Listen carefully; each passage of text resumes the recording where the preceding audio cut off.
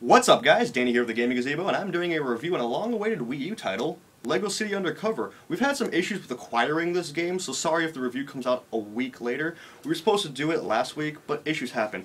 So Lego City Undercover is the first game that Traveler's Tales, the guys who make the Lego games, are building, or developing, created with an original story. There's no Harry Potter, Batman, or Legolas. Get it? Because he's Lego. His name's Legolas. Or Legolas out there, so this is a completely original story with one Chase McCain, the guy right here, and the guy right there. He's essentially an undercover cop who returns to Lego City to find out that Rex Fury, the main bad guy in the game, has escaped prison and he has to come and put him right back behind bars where he rightfully belongs. The game's a lot of fun. Already you're thrown into this vast open world where the Lego blocks are literally everywhere. There's so much currency in that game to collect, and there's so much to do with it, and building things always makes the game fun. Let's talk about the sound though for a bit. The voice acting is great. The whole concept of the character you love and enjoy when he speaks. There's a fella in there, I think it's your partner. His name's Honey, and he's hilarious. He's one of the funniest Lego characters I have met since I've been playing most of the Lego games. And that he has his own voice and personality makes it a lot better. This game's a lot of fun, and they vastly explored they just expanded the world for you to explore. This is a huge world, the biggest Lego game we have seen yet.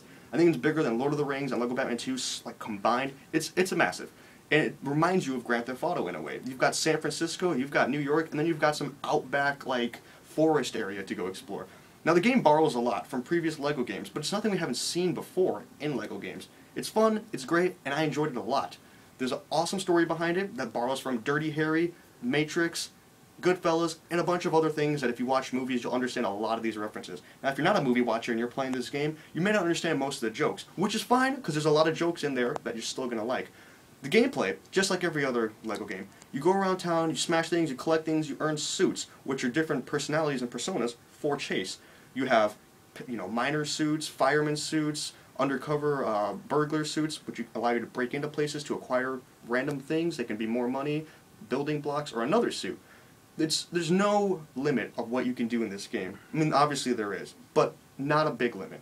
So the game's a lot of fun. The replayability, once you beat it, you're still going to want to explore and collect a lot more. I'm still not done with the game, and I've beaten it already. The game's so much fun, it keeps you wanting to play, and it will always keep you wanting to play. This is definitely a game, if you're a Lego fan, or if you're just hunting for a great Wii U exclusive, this is the one. This is a great one, and it's a lot of fun. It's going to keep you wanting more. The story's great. It's going to keep you drawn in. You're going to want to play it. Sound, voice acting is awesome. The gameplay is just like every other Lego game. The way they use the Wii U gamepad, now that's a cool thing. You have to play with the gamepad, which was kind of a letdown for me because I just got a Pro Controller and wanting to use it. Wasn't able to. So the gamepad, a little clunky for me. But the way they use it is great. When you get voice calls as to your cell phone or tablet or whatever the hell he uses, you have to look at the gamepad. You'll see the person's face and the voice will come off of there if you have the volume on and on. Now you can also use that as your map, set waypoints there, and adjust what other costumes you want in your costume inventory as like a hotkey. You can also, you can also use it to pick up and maneuver around to locate items or to find hints on the ground and follow footprints to other places. It's great, and what they did with that design is awesome, and more games need to utilize the gamepad in a way like that. Not just have all your clunky inventory stuff on the screen, and that's it. This game's fun. I highly recommend it. The replayability is great. The gameplay is just like every other Lego game, so they haven't changed too much, but with the use of the Wii U gamepad, they changed quite a bit. Stories are massive and fun. You're going to love it. You're going to want to know what happens at the end, and the voice acting's top-notch. I'm giving this game an 8.5 out of 10. The one bad thing about it, though, is everyone's problem, is the loading screen, and a couple frame rate issue here and there. Now, if you're, if you don't really care about frame rate or texture pop, that's fine. If you don't really care about the loading screens, which you should, because they happen quite a lot and they're quite long, then, it's overlookable. You can look past this and you can continue with the game. So 8.5 here at the Gaming Gazebo. I'm Danny, and check out our other reviews coming out this week. We have Luigi's Mansion, Bioshock Infinite, and Army of Two: The Devil's Cartel.